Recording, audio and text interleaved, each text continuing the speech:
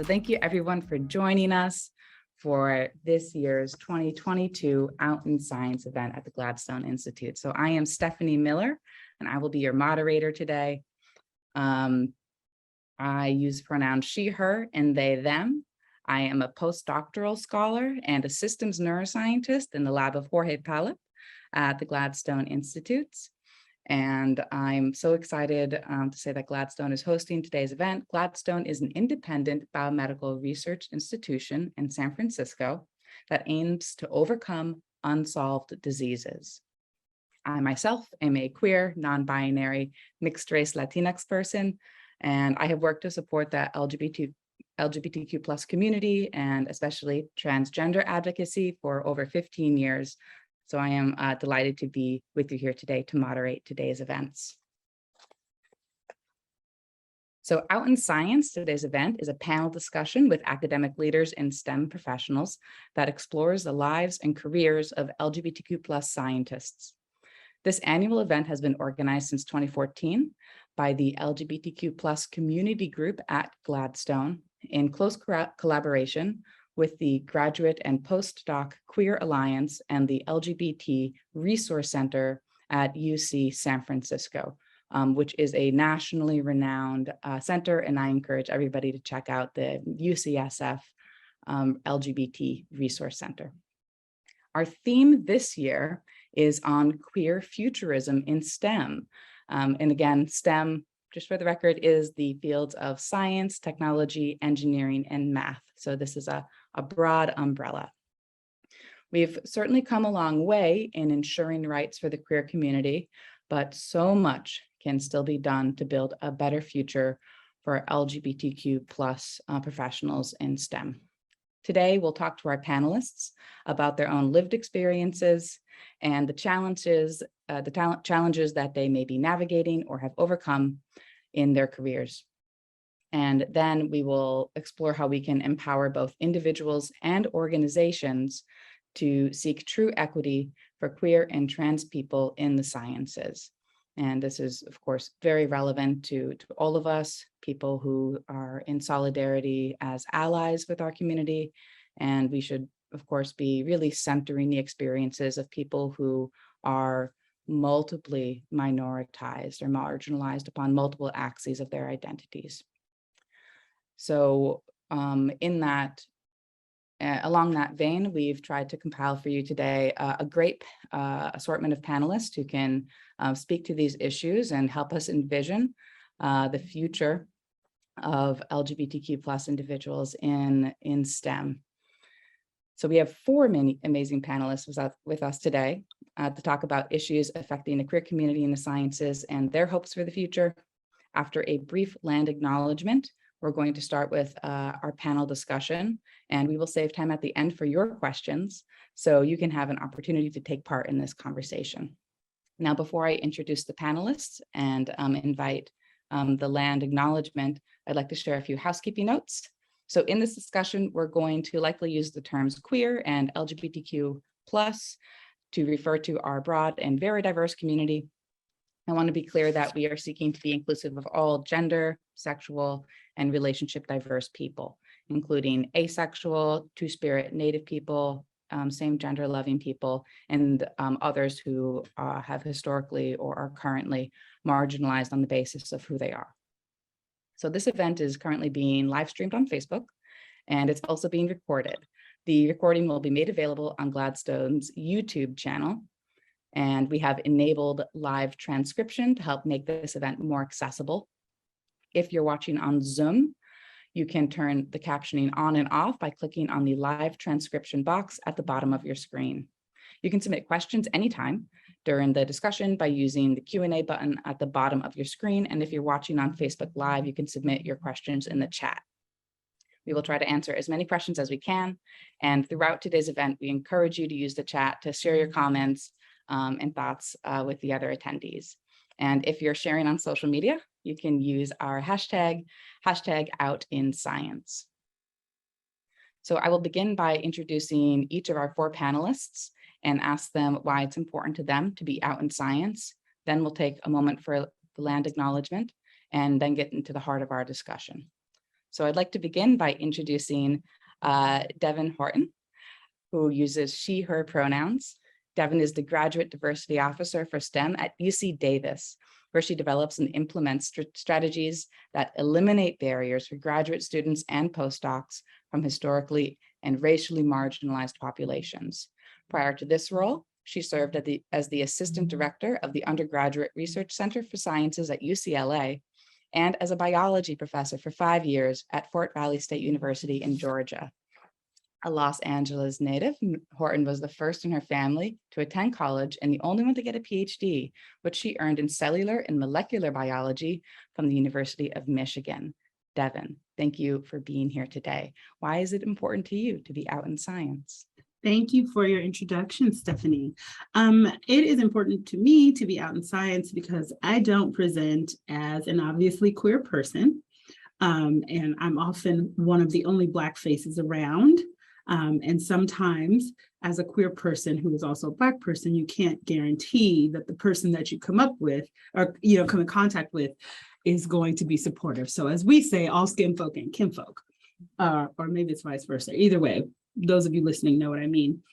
So the idea is that by being honest and open about that, it's affirming for people who are seeking support, who need advocacy, who need mentorship, who are in science, who are on campus. I've been on college campuses pretty much all of my life. And so I essentially am out and open about it so that I can hopefully be the kind of mentor that I would have liked to have had when I was in school. So, yeah. Thank you very much. I'd now like to introduce Dr. Elle Lett. She is a transgender woman, a statistician, epidemiologist, and physician in training who uses she, her pronouns. Elle holds a PhD in epidemiology from the University of Pennsylvania and a master's in statistics and biostatistics from the Wharton School and Duke University. To date, her work has focused on intersectional approaches to transgender health and the health impacts of state-sanctioned violence and other forms of systemic racism.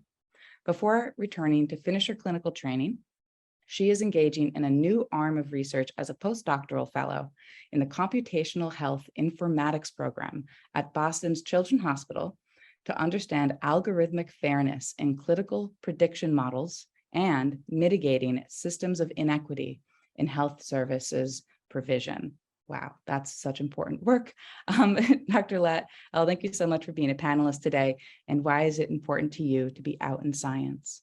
Thank you. That question is actually interesting for me because there was never an option to not be out.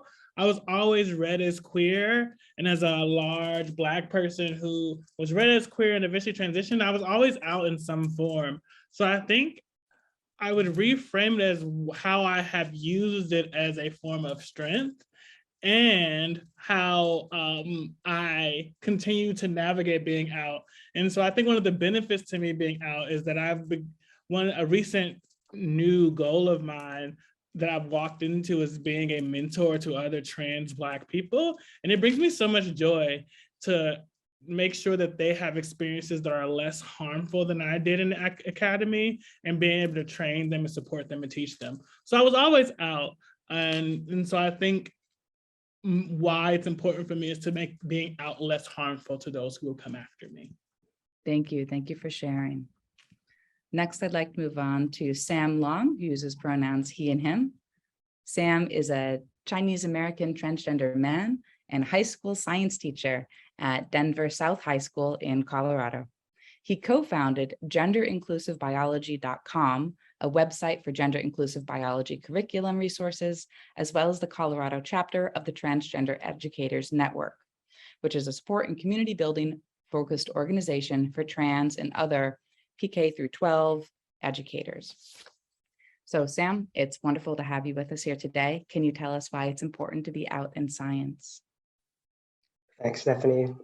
It's important for me to be out because I might be the first person that a lot of my students encounter who might be able to show them that everybody does science and everybody can be a scientist, whether that's formally or informally.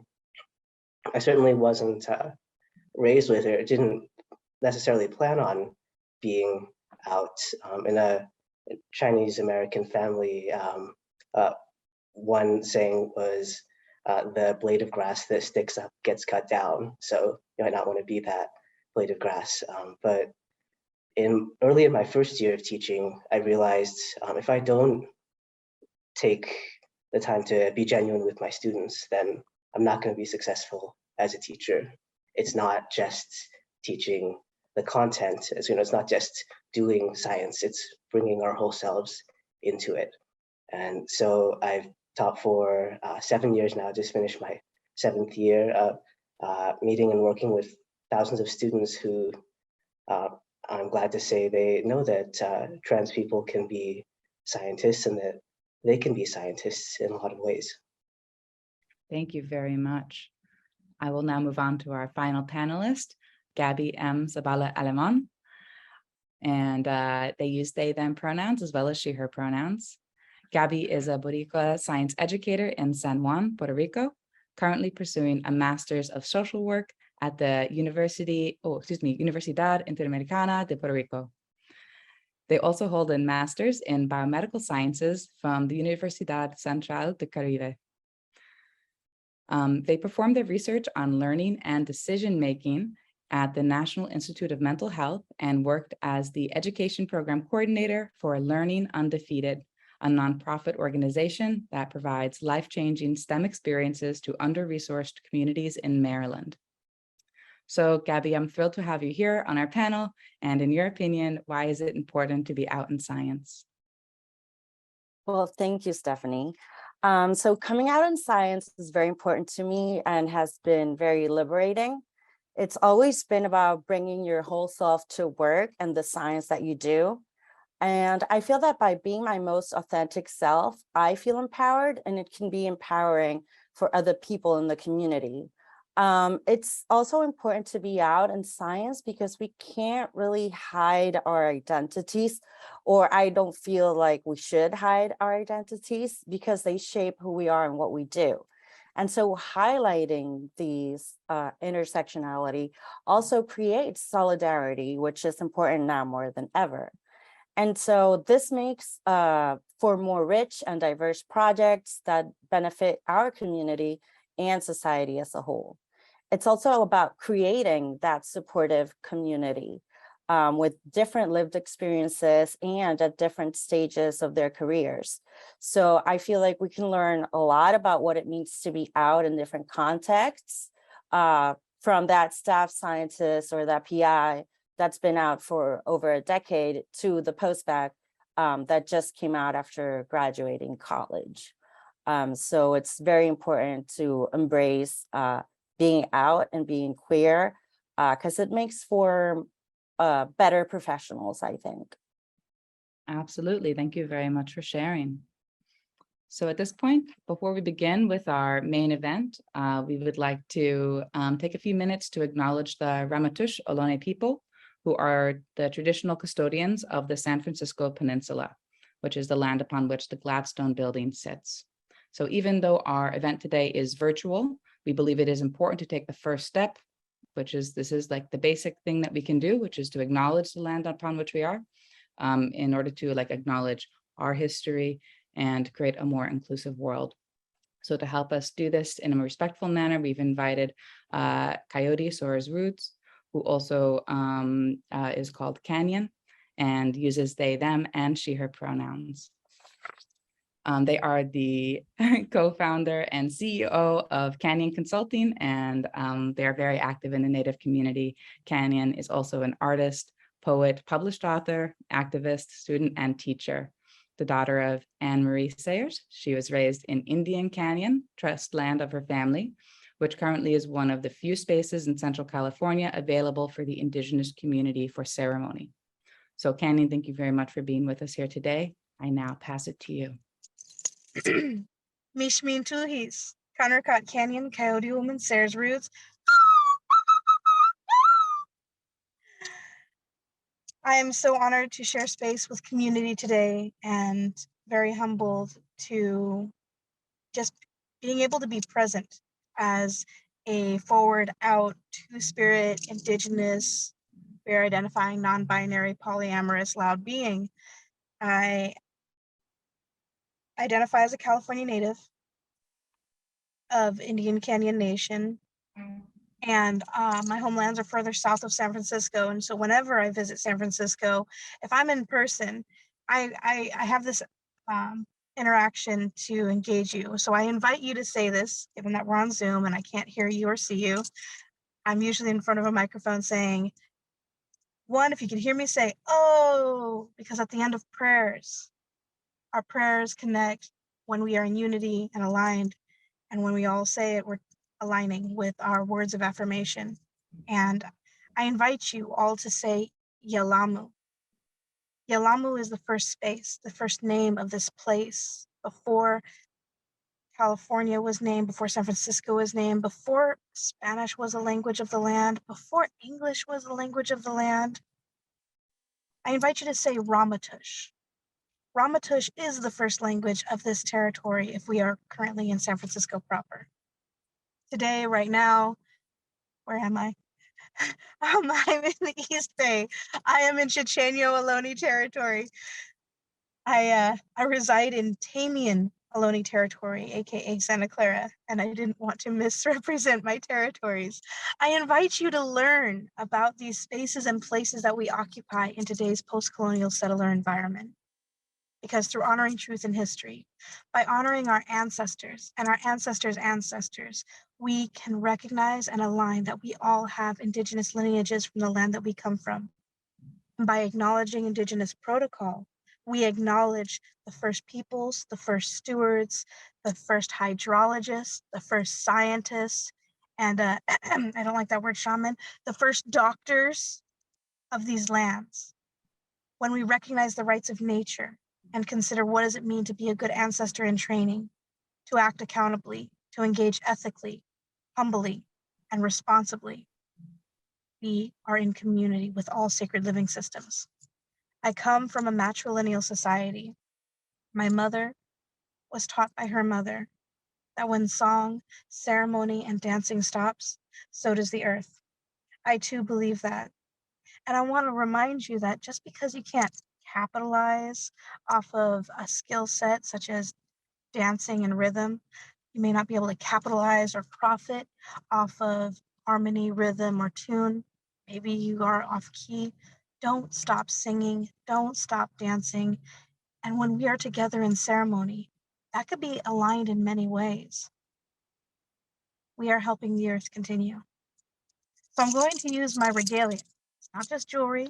Regalia is part of our traditional dress, culturally competent, culturally sensitive ways of identifying and asking how people identify. My medicine. I'm going to use my medicine as an instrument for this song. And I want to offer a grandmother song to honor our grandmothers, their grandmothers, and in all Mother Earth. For without them and without her, we would not be here. We share this time and space together for a reason. So it's with that humility, that gratitude, that present-mindedness that I offer this song in this space. And with that, I want to ask you to consider how Western settler colonial science has informed us. Because has it always been inclusive? Has it always been accountable? Has it always been responsible? I think it might be limited. We've learned so much from it. And now it's the time that we recognize that we all have something to share. We all have so much to learn from. And just because scientific theory wants to break apart and put together something and control the parameters doesn't mean that holistic systems, other healing modalities, and other means and pedagogies can yield insight. As an Indigenous person, tech, traditional ecological knowledge is our science. Learning from the land, being responsible, and considering how our actions and our words not only impact our community or our relatives. And when I talk about relatives, I'm not talking about humans. I'm talking about our green relatives. I'm talking about the creepy crawlies. I'm talking about the winged, the finned, and the four-legged, the furred, the skinless, the reptilian. I invite you to consider what does it mean to make those decisions accountably, humbly, and just being a good ancestor in training. And so thank you for acknowledging the land here in Yelamu, in the Ramaytush Ohlone territory. I invite you to consider reaching out or learning about the Indigenous peoples and layers of truth and history about how it is we got here, how we are in community together, and how we all can honor our ancestors. So we can all be good community members going forward. So with this song, I invite you to bring that in. And I thank you for sharing space with me, sharing your time. My California Native grandmother song. Moi moi o kawana, moi moi o ka, moi moi na ho, moi moi o ko, moi moi o ne ai o konale, moi moi ai o konale. Moi moi o kawana, moi moi o ko, moi moi na ho, moi moi o ko, moi moi o ne ai o konale, moi moi ai o konale, moi moi o kawana, moi moi o ko, moi moi na ho, moi moi o ko, moi moi o ne ai o konale, moi moi ai o konale. No son. Oh, my language, no son means in breath, so it is in spirit. And oh, to the connection, and oh, to us being in community. And may we respect each other from where we come from, and may we be good ancestors in training going forward. Thank you all for sharing perspective. I'm feeling seen. I hope that those who want to be seen are feeling seen and welcome. And I appreciate this work that you're doing. Thank you for being in circle with me.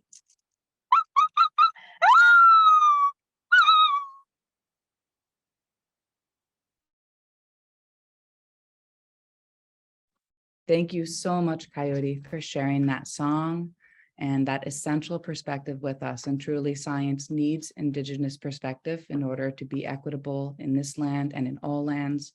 And for any attendees or anyone who may know someone who is of Indigenous ancestry on this continent, I do want to just mention SACNAS, which is a scientific professional society, which stands for Society for the Advancement of Chicanos and Native Americans in Science, which has been instrumental in my life and in my career trajectory as I was able to be involved with that society as a student. And there's also room for allies in that and in all communities. So thank you again, Coyote, for sharing that land acknowledgement with us.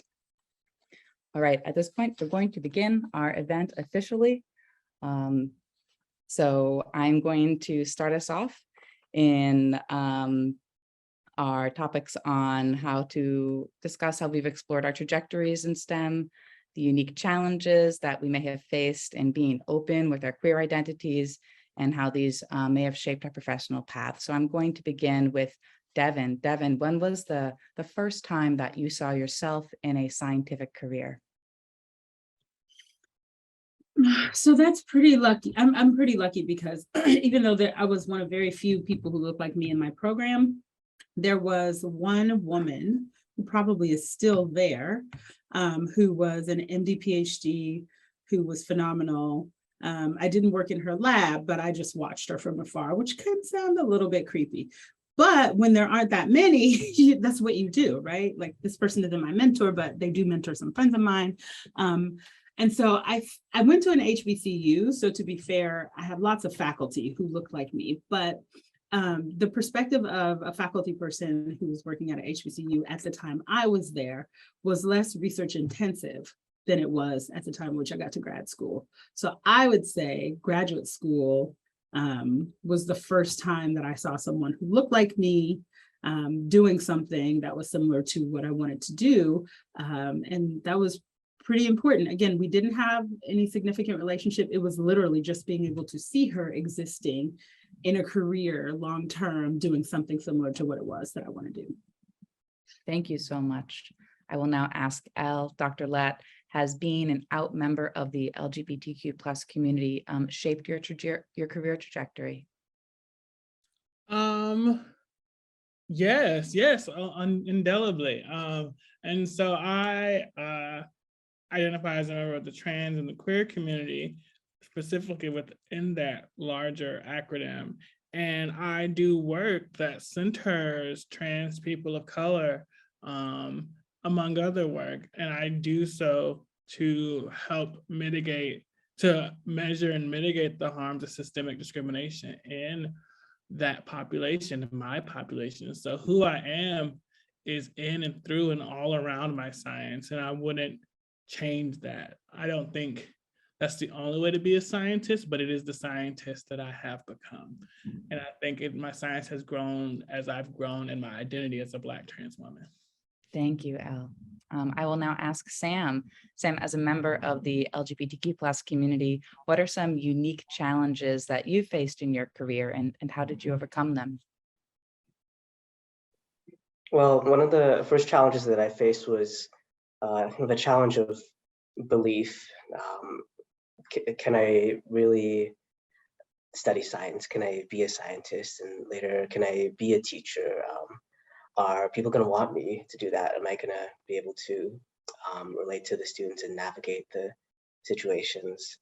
And well, it was my parents who first said, maybe you should do something where you don't need to work with kids. Maybe you should do something where you could be your own boss and nobody can really say you're not the right person for this. But as I continued into the career of education, I came to find that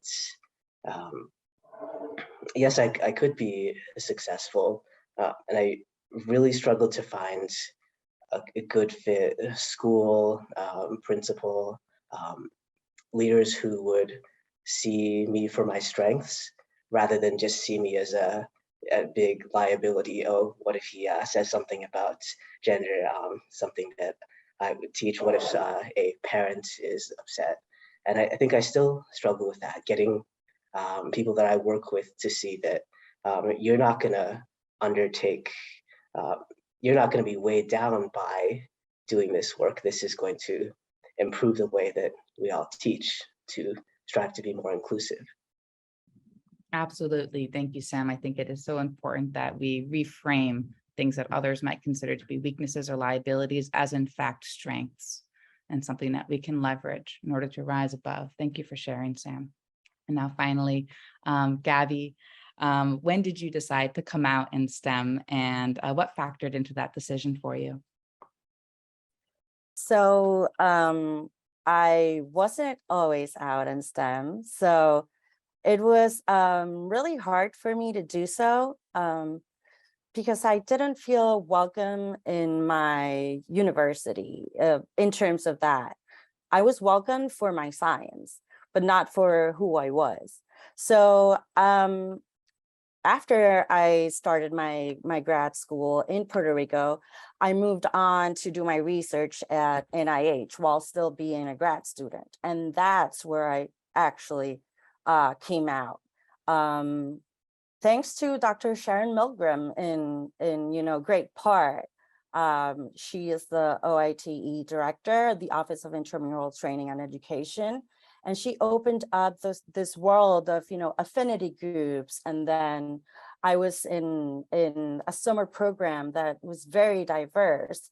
I met lots of people from my community that were intersected by, all of their identities. And so that's when I came out.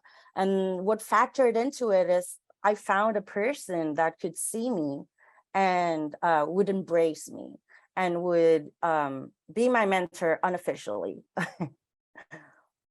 Fantastic. Thank you for sharing. And that's actually a perfect segue into our next question block. And the topic of that is mentorship and role models. And Thank you also, Gabby, for bringing up Dr. Sharon Milgram. This is also an opportunity for me to plug the fact that we had this event last year as well. It was also a Zoom event given the pandemic, and we were fortunate enough to have Dr. Sharon Milgram, Director of Training for Science, essentially at the NIH, which really sets the standards. We were fortunate to have her as a panelist. And so after you finish attending this talk, or you finish watching this talk on YouTube, please do navigate yourself over to last year's talk, because there were so many gems of wisdom from Dr. Milgram and from our other panelists that year, just as I'm sure I can already tell we'll have so much wisdom in this event here.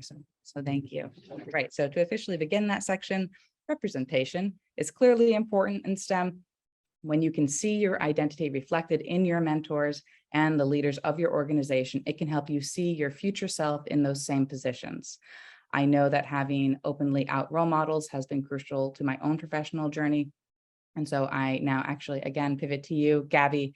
So you've just shared your coming out story. Thank you. And I'm wondering, what advice would you have to give people who are coming out in the workplace for the first time? So I would start by saying, do this at your own time. Nobody should feel forced to come out in any way, shape, or form. And it's always looking forward to meeting that person who you feel safe with. And there's always, I've found, the one person that you feel safe with.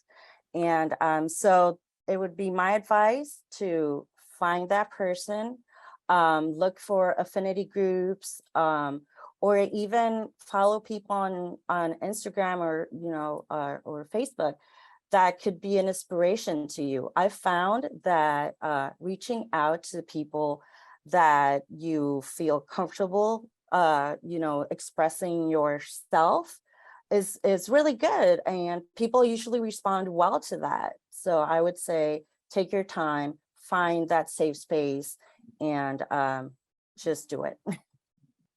Thank you very much. Now, Elle, I have the same question for you. What advice would you give people who are coming out or are being perhaps seen and noticed for the first time? And if you have advice on how to navigate that. Yeah, it's protect your peace. I think that oftentimes we are brought into these places where we feel like we have to defend our identities. And the reality is, transitioning is a life. I'm speaking from a trans woman's perspective. It's a lifelong process that you owe no one any explanation of, or any sort of like, or you don't need their validation. That's easier to say than done. Than to do, but you have to surround yourself with people who support you in your totality. I made the mistake of settling for people who like aspects of me in research and in mentors. And I'm not saying you can get everything from every mentor. You cannot do that, especially if you care about marginalized identities, but you can be seen in your completeness by every mentor. So I have mentors who don't necessarily understand my research in transness, but it's important to them that I know that they know I'm trans, and that if we have a disagreement in the language they use, or something like that, it is safe for me to mentor up and to educate them on how I want us to move forward in these issues. And that comes from mutual respect, mutual support, and the recognition that with closeness comes some mutual accountability in how we behave and interact with each other. And so you have to cultivate those type of people around you and let them be your safe bubble, and don't let yourself be caught up in always fighting. I think a mentor of mine told me that a lot of times, in talking about whiteness and white supremacy in medicine, that a lot of times the reason why leadership is so heavily white, among other reasons, is because white people recognize that it's not about necessarily the most brilliant who make it there, but it's just about people who sustain themselves and who play the long game and who protect their energy and don't burn out or die, because stress is a killer. And so I'm saying, protect your peace, surround yourself with people who love you, and take your time, and don't explain yourself, your literal self, to anyone.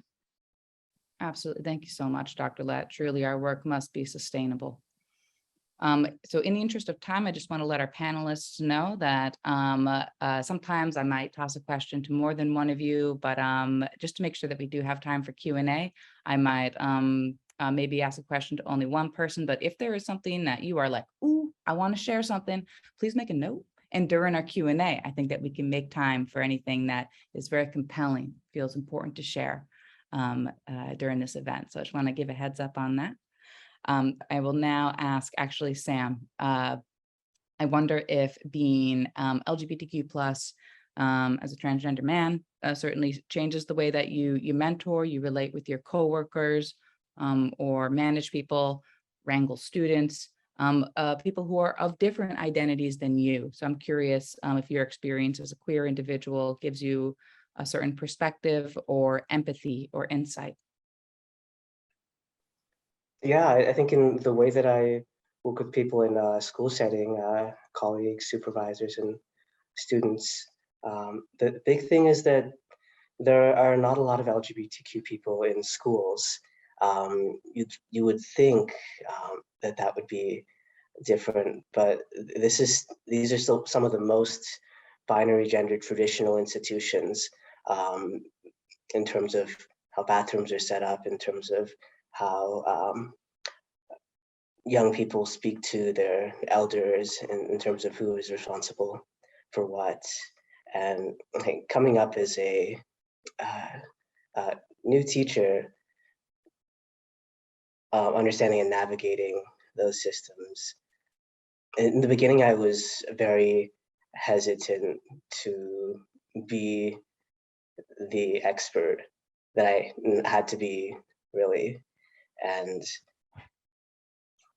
now I'm in a setting where I know that I'm acknowledged as somebody that knows more about certain things than perhaps all the principals and assistant principals in the school. And I know that I'm in a place that has the right values and knows that it's not perfect.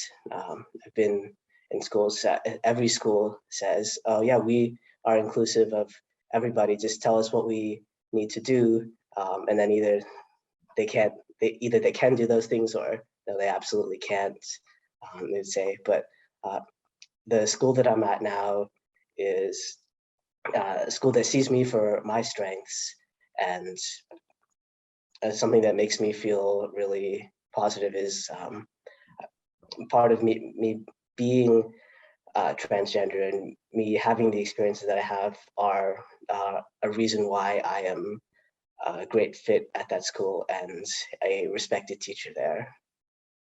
Fantastic. Thank you. I hear your point that it's important to really stand in our power, believe ourselves in our own expertise, because that'll, help us represent ourselves to others. And yeah, thank you for sharing, Sam.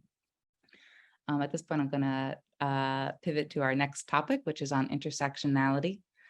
So while we identify as members of the LGBTQ plus community, we cannot be defined exclusively by just this one identity. We all live at the intersection of several different identities, which can provide additional challenges or opportunities. So I'd like to begin with Elle. How has your background or other circumstances impacted your career path? So I think I'll instead respond with what intersectionality really is. And so this is the realm of scholarship that I work in. And so a lot of times we think about identities, but it's really about power. It's about people who navigate the world at the intersection of multiple colliding systems of power. And that applies to pretty much everyone. And in those systems, we can get unearned privilege or disproportionate disadvantage. And so intersectionality is not about a Black trans woman alone, because independent of racism and systemic transphobia, there would be no deficits or advantage to cis people who are white. And so that's one thing I want to clarify, that we have to be careful when we're talking about identities nested in power structures and people moving through them. And so I'll be honest in that normally I don't like to answer questions like this, because I think they ask you to sort of cannibalize your trauma to educate people or to make people see truth. And the sad reality is, if I tell you that a population is being harmed, or if I'm being harmed, like, you should just believe me. I shouldn't have to entreat, to bring up the fact that I grew up poor in a trailer with no income and I've been homeless and things like that. And I'm a former sex worker. I shouldn't have to bring all that up for you to believe in my humanity. The data is there, the theory is there, the empiric evidence is there that Black trans people are harmed, that Black trans people have a harder time making it through academia. I know anecdotally that trans people don't even match as well when they finish medical school for residency. And so my response to that is that, of course, it relates to how I've done. It has conferred to me so many challenges, but also so many strengths. Like, after being homeless, like, failing the medical school test don't mean shit to me. It's a piece of paper where I write, or a digital thing where I click a bunch of buttons. Like, that ain't the first or worst thing that happened, bad thing that gonna happen to me, right? And so resilience, which is a negative outcome, resilience means you have been exposed to harm. And so we frame resilience as a treatment, but it's actually exposure to harm. And so we become more resilient, we become strong, but we also, in some ways, just like scar tissue, it doesn't heal the same. We have these scars and it becomes less functional in other ways while being tougher. And so I'll say that it has instilled in me this like urge to, again, protect people like me coming up.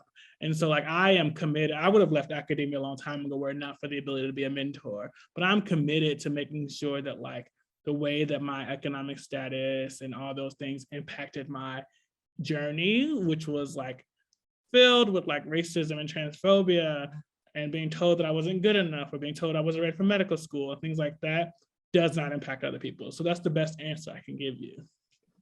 Thank you. And by the way, to any of our panelists, if there's ever a question that you're not excited to answer, you can say pass. There is going to be no lack of opinions or things that'd like to be shared among our panelists today. So someone is always ready to catch something that you prefer not to have to answer in this particular moment. But Dr. Lett, thank you very much. So much truth there. I'm actually now going to ask the same question to Dr. Horton. Devin, could you also address how your circumstances and your background informed your career path and how you got to where you are today? Sure. So I'm going to first say ashe to Dr. Lett, because you are proof that my work is working. I only do this work for that very reason. And I think I might be the oldest panelist, which for once makes me feel good, because that means that I'm not the only one doing the work, and we are producing people who can speak the language. I mean, you literally took the words out of my mouth. I was like, oh, I'm not going to answer that question that way because blah, blah, blah. So I was like, oh, there's someone else in the room. Yes. Same thing. I don't believe in poverty porn. I tell my students they don't have to do that. You don't owe these people some sort of grief-stricken story to prove that you're good enough to get in their ragged ass institutions, is how I operate.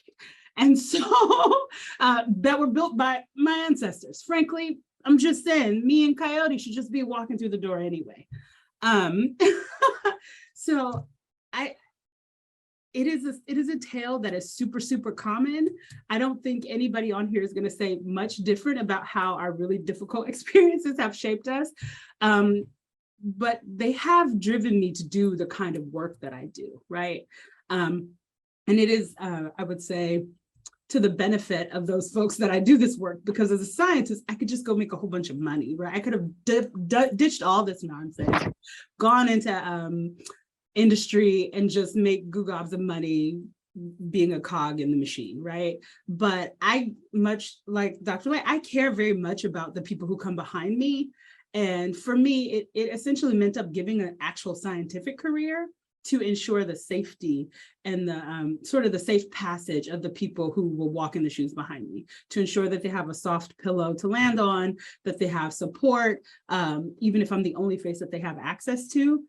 That my experiences kind of ended up putting me here. I just didn't want anybody else to go through what I went through. And I wanted them to know specifically that poor kids are some of the most ingenious human beings alive, and we should be tapping that ingenuity for answering all kinds of scientific questions.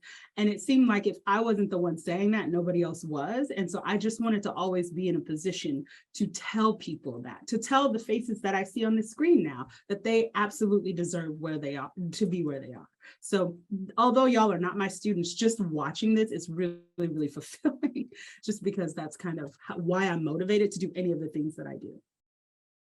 Thank you, Devin. I hear that you saw work that needed to be done and you decided to step into that space and do that work. And I myself feel so much gratitude for the work that you do. So thank you very much. Now I'm going to move us on to the topic of allies and support systems. So keyword systems.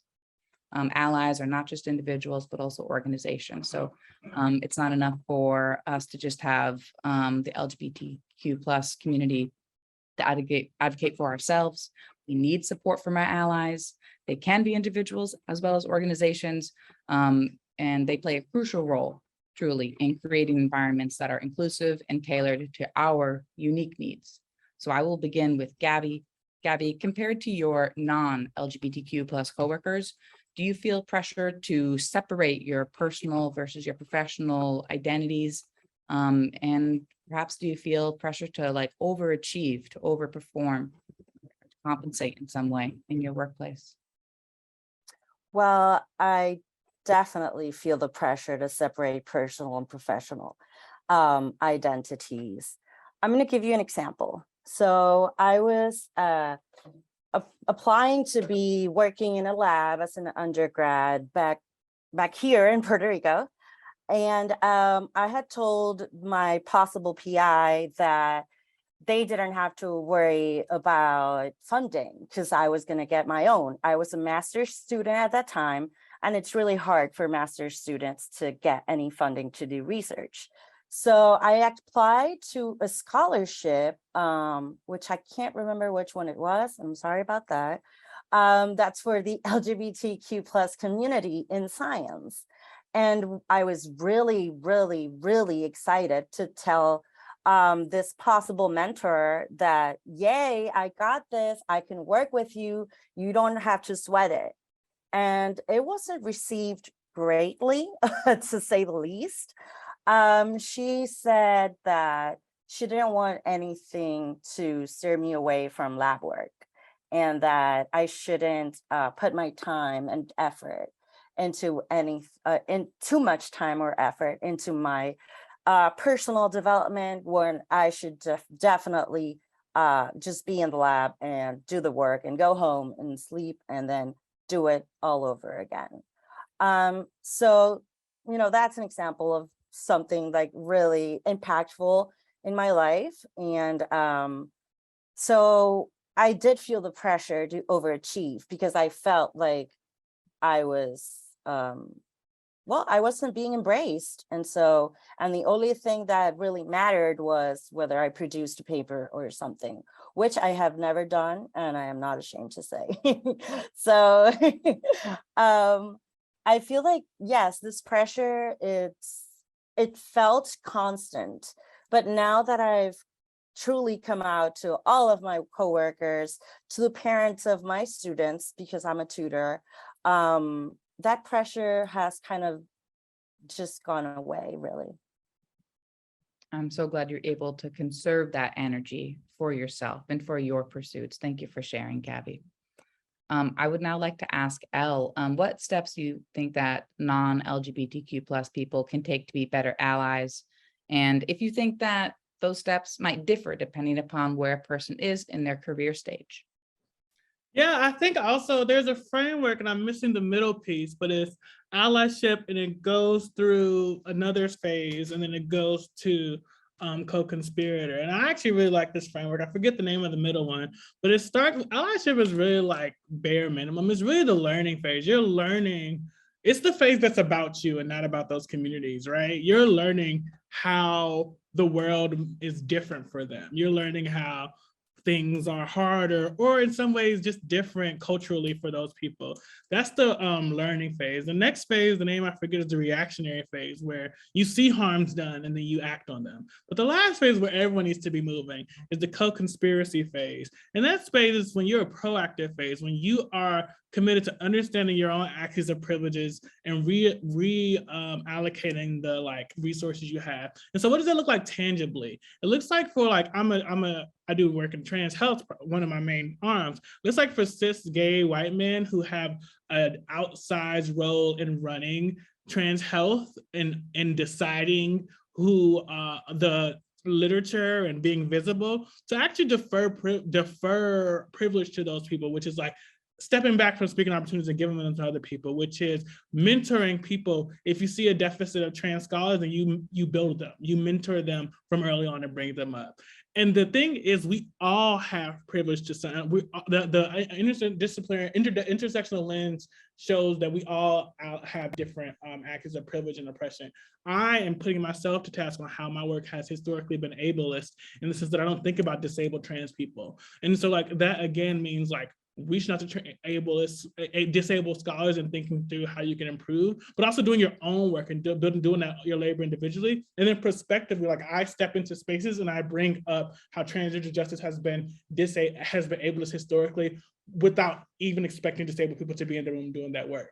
So that's what Allies is. And so it is different for everyone because we all have different positions, but a unifying principle is that you have to do it with the humility. And if your allyship is so fragile that when you are criticized by people from that community, and I've seen this too many times where they're called in by a trans person if they're cis, or called in by a Black person if they're white, and then they get defensive, you need to accept criticism as a gift from the communities that are marginalized, because criticism has so much baked into it. If you're a cis person and I'm a trans scholar and I'm calling you in to criticize you to be better, I'm doing emotional labor. I'm assuming that a good intention is somewhere baked into the harms you've enacted. And I'm trying to help you grow for us to be in community together and then build better. So the least you can do is be humble. That doesn't mean you accept it at face value. That means we're entering into community where we have a dialogue, and you being defensive and shutting down does not do that. And so allies,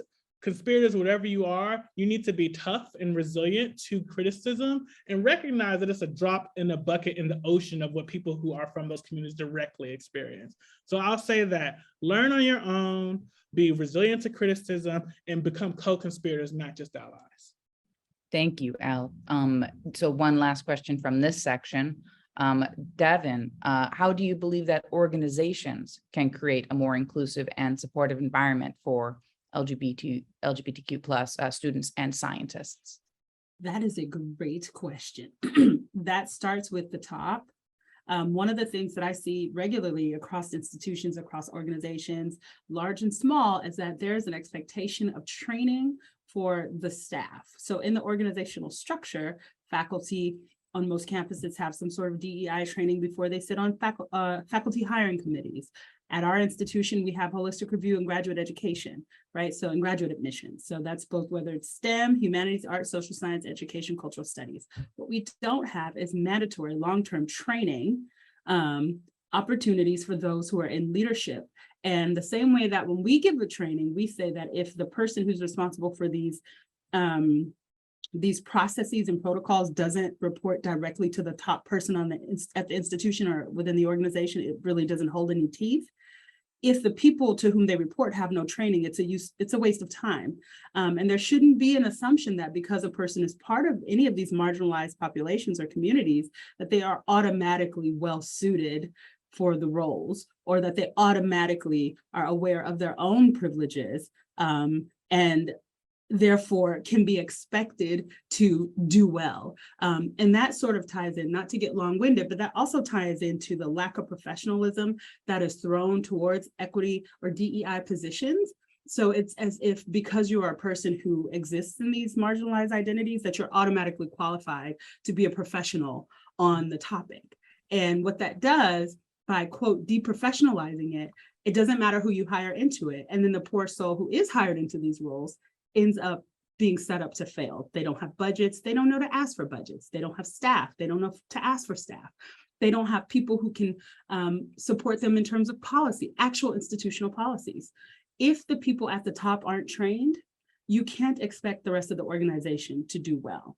And so I really, really, really, really push hard for leadership everywhere from the president, the chancellor, whatever they're called, on down to whoever is the lowest on the ladder, to engage in regular, ongoing, sustained, and engaging training. And if you do it that way, it's not really training, it's just baked into the system. Start a journal club. I don't care what you do, but if your leadership has done no formal training in justice and equity work, they're not familiar with any of the theories. And you can bet that most institutions are run by STEM folks. And so they have no training, because most of us are weird and awkward and don't meet friends interdisciplinarily. And so we just kind of all live in this science bubble. They don't have a lot of training. And I've watched people in leadership roles who are really great people and have really great potential, really flop in places where they should presumably do well. So if organizations want to be better, they need to start demanding the same training and education for their top leaders as they do of the people that I am called to support. Ooh, thank you, Dr. Horton. That is actionable, incredible insight. Thank you so much for sharing. Dr. Lett's insight in the previous question was also very actionable. So I just want to thank these panelists for these fantastic contributions. And I do see that the president of the Gladstone Institutes in the chat concurs. So sounds like we're onto something here. Thank you. Now this will bring us to our last sort of like predetermined question section, which is the reason for the season, the name of the game, queer futurism. So you've all given us some excellent insights, truly, and advice so far based upon your past experiences. But now let's project ourselves into the future. How can we change STEM fields to make them better for LGBTQ+ scientists and professionals? And just as your moderator today, I want to mention that this is not about painting a pretty picture. We live in the real world. And so let's think about what we can do to salvage the just very real challenges and difficulties and concerning developments in this nation and globally in the context of within the pandemic and beyond pandemic related trials and tribulations. So speak freely. So I will begin with Sam. What is one major change that you would like to see in science that would provide a more empowering experience for the next generation of queer scientists, and how do we implement those changes? One change that I'd like to see is more mentorship earlier on and more intentionality. Just speaking from the setting that I work in K-12 education in a high school, I want to see more teachers speaking to their students about STEM careers and putting in sustained time to help them see themselves in that. We have students who nobody in their family has ever done anything related to science formally, who it might show some great curiosity and skills and talents. And I try to speak with those students and get them involved in some sort of mentorship program. And I also look at my students who kind of odds are probably you were going to be a scientist from the day you were born, your parents are scientists, everything is headed that way. You have all this privilege behind you, and speak to them and say, well, work with them in a sustained way and develop their ability to see science as more than just, well, what we do because my whole family does it, for example, and see science as a tool for inclusion. And I'm looking at the question in the chat here, thinking about who's out in science compared to in other fields. And I'll share one statistic that came to mind about how undergraduate students actually tend to switch to non-science fields. They're more likely to do this if they're not LGBTQ. And a change that I'd like to see is greater support for undergraduate students, thinking about all the students that I send into college with a limited amount of support, not only in the academic transition, but in the social transition to being maybe holding a different position than you are used to holding in your high school. Thank you very much, Sam, for sharing. And that's actually a great moment to mention that there is an organization for undergraduates.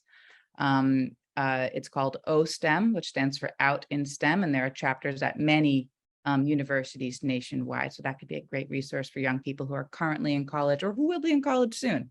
So you can check out OSTEM. All right, now I'd like to actually ask Devin a very similar question. So what's one thing that you think we can change to better empower the next generation of LGBTQ plus scientists? So, you're asking me one thing and I got to say a lot of things. I took some notes.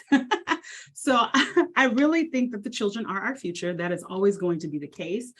So a few action items that I would suggest include institutionalizing policies that, and this is not just in higher education, of course, I'm thinking about kids, but really in higher education, institutionalizing policies that makes the environment actually more inclusive.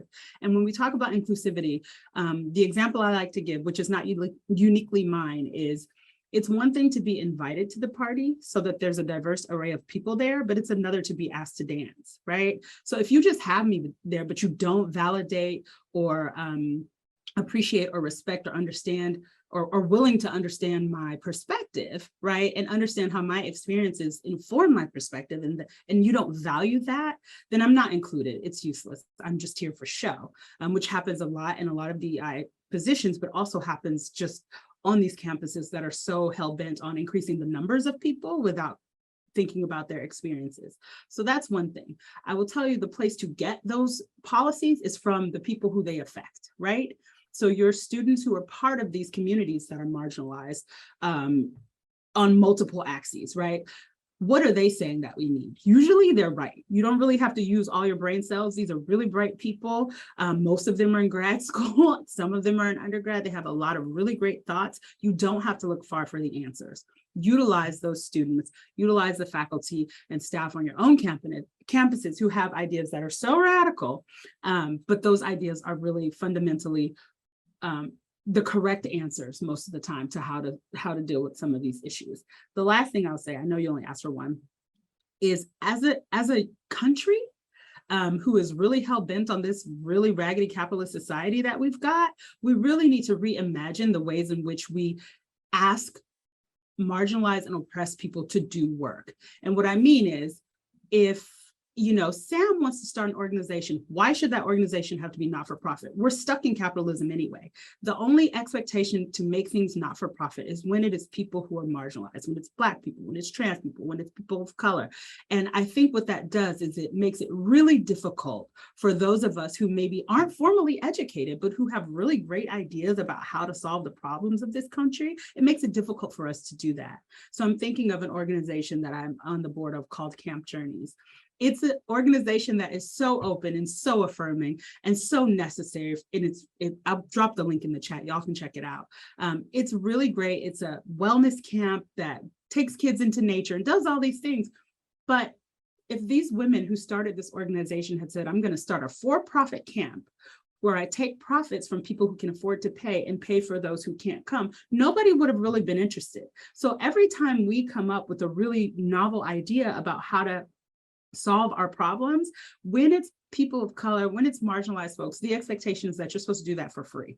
And that's a problem. That's part of the thing that's holding us back. If you start off poor, you can't really do anything for free. And so I think those three things are areas that I would really strongly recommend that we as a society start thinking hard about if we really want to solve the future problems that folks who are in science but want to be out in science. We want to figure out ways to support them. So those are my 2 cents. Thank you, Dr. Horton. Certainly, this work is valuable and should be valued. There's a lot of talk in diversity, equity, and inclusion about how teams work better when they're diverse, et cetera. Well, if it's that much better, then we should be really literally accounting monetarily for the cost that it takes to make those changes that makes those teams more diverse and our workplaces more equitable. Thank you, Dr. Horton.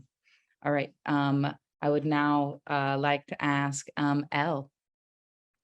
I'm curious to hear about how we can create a scientific culture that is focused on collaboration and on problem solving. How do you believe that the voices and strategies of the LGBTQ+ community may radically transform how science is practiced? And I'd like to ask Gabby the same question after, but please, Al. For me, I think we have to divest from academic capitalism. It's just like the way that we have this like publisher Paris idea where we sort of like are not invested in deep, rich, community engaged science, but instead are invested in quick, high impact science. And I want to just ask some questions like impact to whom, who decides which journals matter, and like what are the material consequences of your work? Like the reality is like it's all back behind a paywall. Who gets to read that? It's all funded publicly. There's an ethical conundrum there when it's public, when it's federal dollars that go behind a paywall. And so to me, what I try to do is I have a different framework for research and authorship, where I think about shared utility, like what is the maximum benefit that we can have for the people at the different career levels and also to the communities. And so it really has to strike at a balance, because you have to sustain yourself in this capitalist society, but you have to reduce the amount that those principles leak into how you collaborate with people. So I don't think about, I work in health equity and public health. It's maybe different elsewhere, but I don't think of myself as ownership of ideas. I think of my ideas are owned by Black people and trans people. So when they get stolen or stripped, like I do defend them. But like, I think that my community owns my ideas because I'm built on the back of like so many people. Like intersectionality comes from Black feminism, but it also comes from like earlier stuff in social justice music, Chicana studies, indigenous studies comes even before that. Sojourner Truth, Ain't I a Woman was the intersectional, like all that stuff. So none of my ideas are really all that new, right? And so my community gets to own them. And I just have to be a good steward of it. I view myself as a steward of my community knowledge. And so in doing so, like, I like always have a junior person on my papers. And it's like, it's different, like, because there's this weird thing, like, what can you do for me? I'm like, who trained you? What can you do for them? You train them.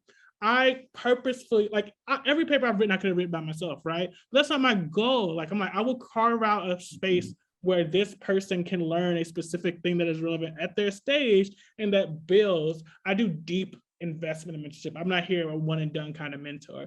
And so I think we have to think of scientific community as just that, community. And you have to have trust and you have to invest in people. And what we can learn from trans people have been building communities forever. We have ballroom examples. Like one thing that trans people do is know how to build a community with little resources and to share information and to love each other.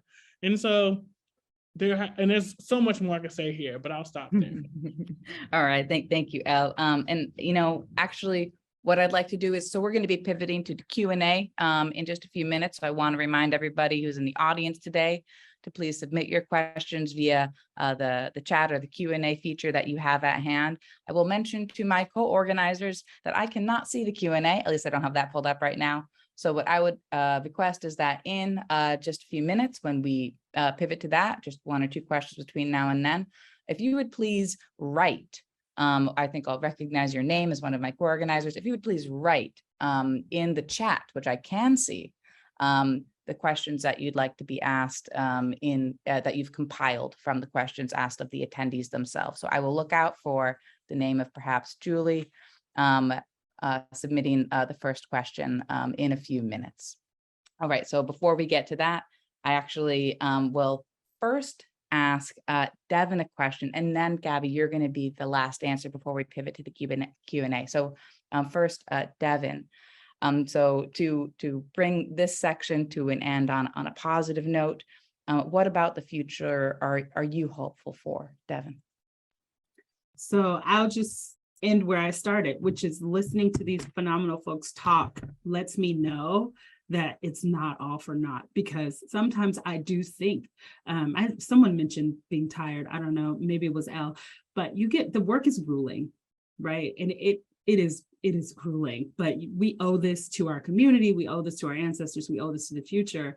And listening to all these really brilliant voices makes me feel like the kids will be all right.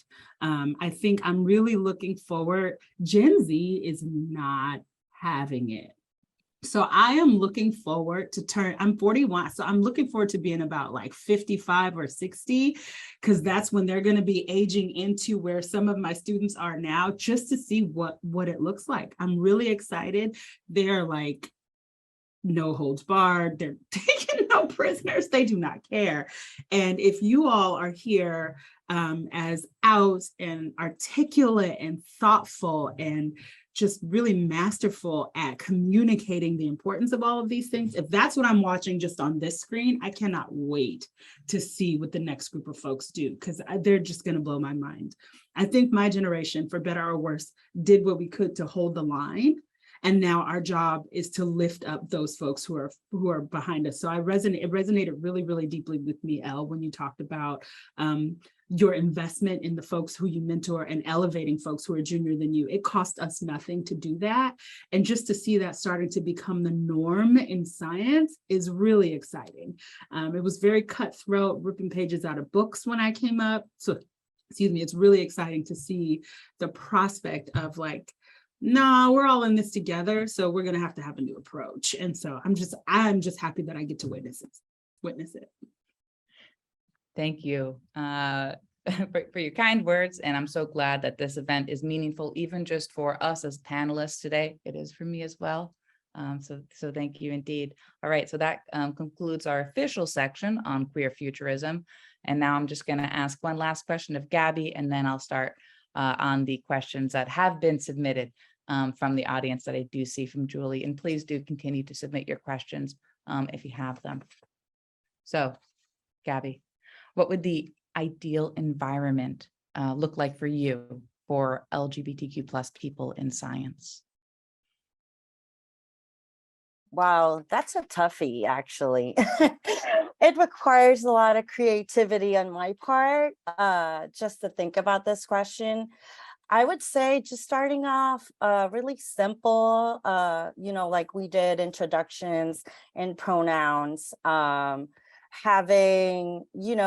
maybe like I think Devin mentioned, that continuous training.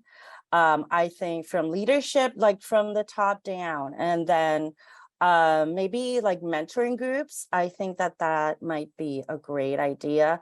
Just basically having people sharing their own experiences and how they have made their, direct environments more inclusive and welcoming and actually embracing themselves. So I think we can, just start off by having these conversations and, make them systemical, like organize them. And we can get a lot from that.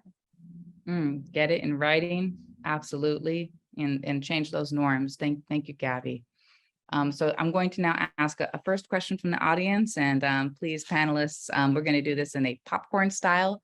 So feel free to speak up, and if multiple people would like to answer a question, I we want can to add to that last question, if that's okay. Yes, I think that we can be a little bit more material with stuff too. So like, if we're really talking about people who are marginalized or multiply marginalized, we have to acknowledge the context they come from. So I have been blessed in the last 2 years to have my career in some ways explode and get asked a lot of talks and stuff, not always demanded honorarium. And it's specifically because I put half of that money away for my mentees. I have had mentees who just like, the reality is they're poor and Black and trans, and like they have experienced homelessness and their stipends are well below poverty level. And like, sometimes their mentorship just looks like, I need this type of medical thing and I just don't have the funds, my insurance hasn't covered it. And it's just giving them a check. Yes, I teach them how to write science and things like that, but material realities are part of it. And I had this really cold experience of going through college where like, they just kind of ignored that part. Like I had to secure a research internship every summer if I wanted to be housed. I had to have a campus job cleaning bathrooms if I wanted to eat over spring break because they would shut the campus down. And so I had to buy my own food and I did not have a place to go. And so like those realities are part of mentoring people. If you really about mentoring people from multiply marginalized backgrounds, you got to be about it through and through. I'm not saying you got to come up out of your pocket, but what you do need to do is find a way to redistribute all this money that it really has roots in indigenous people and Black people, like how, because has an upstart country become such a dominant power, other than killing one group of people and then like having a free economic labor from another, right? Like all this stuff is really old. These are reparations. My scholarships, all that money, y'all owe this to me, and we owe it to our juniors. Thank you. Would anybody else like to address this question of like, what would be ideal, and what is that path? How do we enter the path towards an ideal environment?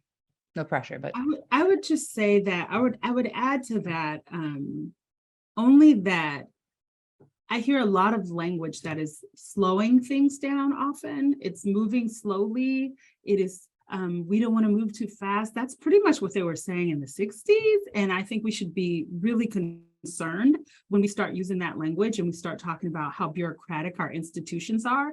We just saw in COVID, they're not that bureaucratic. If they want something done, they can get it done. And I think what we need to figure out probably amongst ourselves is, what is a way to demand those things, hold folks accountable, and still be protected? Because while we say we don't tolerate retaliation, it's invisible, right? And it's hard to prove. And so you can not support it all you want, but many of people will leave, or many a person have left because when they've tried to stand in this space and hold folks accountable, the experience does not necessarily go well. So I want to caution folks around talking about the changes that need to be made in a very slow and systemic way. Again, the babies will tell us, and after George Floyd, probably every institution on here got a demand letter from students. You could just look at that demand letter and pick 4 or 5 things that you can do. You don't have to wait. Utilize whatever. Some metrics and give a timeline. Yeah. I mean, because that's what it is, right? What ends up happening is like, oh yeah, no, you're right. We should do that.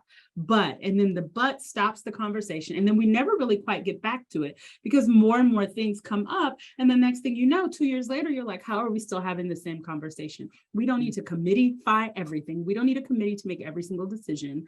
Not every process is democratic. I'm sorry, but if you are the chancellor, the president, the provost, the dean, it is a benevolent dictatorship. I don't care what they tell you. And so there are some levers that can be pulled, and we need to get comfortable with, in the future, just pulling them.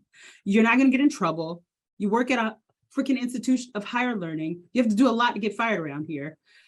So that is a privilege, right? Having an academic position from which it is very difficult to get fired, especially if you're tenured, is a privilege. So what are you willing to give up? Which is what I put in the chat. What are you willing to give up so that we can get closer and closer to the sort of society that we want, which I think is maybe even piggybacking off of what you said, Elle, about, you have to be willing to, you do end up coming about your pockets. You just do. Like, how can you do this work and tend to the most vulnerable in our society and not ever end up in that place? You're probably not doing it right. So you have to consider, what are you willing to give up? Because if you're not willing to give it, and this is specifically for white people, I'm just going to be frank. You have all of the privilege. You might have intersecting identities. You might have all these things, but you've got the golden ticket. What of that are you willing to give up? Because you cannot keep that if our society is going to be just. Those two things are incompatible. So I really challenge folks to think about that and think about why, what you see and what you feel yourself saying and what you hear is logical, rational approaches to the things that people are coming to you with, whereas we hear defensiveness, right? Just because you say it kindly and you say it in and use all the scientific terms does not make it anything other than defensiveness, and that defensiveness stalls, and we have to stop that. We have the power to just do the damn thing, and we need to just start doing it. And frankly, I'm tired of being in roles where I have no power, but am lauded and applauded for this voice. People love to hear me talk. They do not like to see me coming, right? Yeah. And so these panels are great, and I appreciate the invitation. But if I get a job at the Institute, are they going to listen when I get to pushing, right? So this can't be it. This can't be all. We have to start pulling the levers of power that we have. Thank you, And I Devin. know you probably want to go to another question, but I have to say this. Another thing about like moving forward and take people say how it has to be evidence-based. And to that I say, whose evidence, right? Like there was a study that came out of PNAS last year that demonstrated that Black people had to publish had to do twice as much to get half as far. And Black people have been telling me that. My grandmother told me that for generations. Like sometimes people can just say that we're dying and you can believe them. Thank you. I'd like to ask a question from the audience that actually talks about sort of the fact that there are options in life. You can do good work and don't necessarily need to be on that tenure track elevator. And so a question from the audience is there any information that any of our panelists today have about like trade schools or like labor programs that, perhaps have an element of STEM, but maybe more technical and, perhaps, may spare a person from some of the challenges of that academic life. So just wondering if any of our panelists can speak to that off-ramp that a student might like to take if they determine that they'd like to consider other options as well. Oh, Elle, I see you speaking, but I believe you're muted. I think it's okay to remind people there, but you have to consider your implicit biases if you are telling people that that's for them. It is not yours to dictate, because a lot of times, why don't you try trade school? I graduated with honors from Harvard, and I was told that I wasn't ready for medical school, and it cut me up. And there was more to it, but I was wrecked for a year or two. And so and that was just like demonstrably false. Like I got into every single medical school I applied to except my state school, including Harvard, and turned them down. Like that's what the facts, right?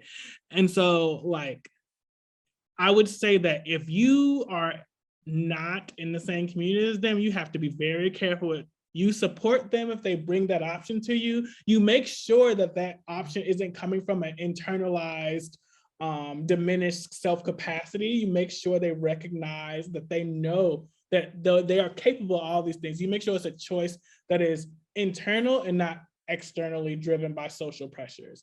And only then should you enact that off-ramp. I'm not value assessing anyone, but if people are on an academic trajectory, that means they're on an academic trajectory. If you're encountering them that space, if they leave it, and it has to be a conscious choice. Otherwise, look at your role of you, your institution, and the people around you and why they left.